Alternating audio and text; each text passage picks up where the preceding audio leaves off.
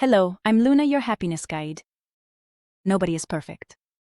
However, we often expect to do everything right and judge ourselves harshly when we make a mistake. When we compare ourselves, we tend to pit our insecurities against the best version that others show.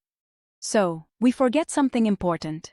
Everyone has strengths, difficulties, and aspects they are still learning about. When faced with a mistake, our inner critic might say, "I'm not good enough," or "I always do it wrong." But making a mistake doesn't mean that we are a mistake. Think about what you would say to a good friend in that same situation. You would probably acknowledge their difficulty, treat them with kindness, and encourage them to try again. We can also learn to speak to ourselves that way.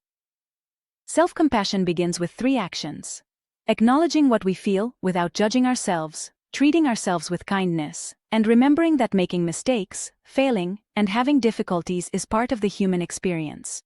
Accepting ourselves does not mean ignoring what we can improve. On the contrary, when we stop punishing ourselves, we can observe the situation with greater clarity, learn from it, and move forward. We also need to recognize our strengths, those things we do naturally that give us energy and allow us to contribute. Using our strengths can increase confidence, well-being, and the ability to face new challenges. Acceptance consists of recognizing our complete set, capabilities, limits, achievements, and mistakes.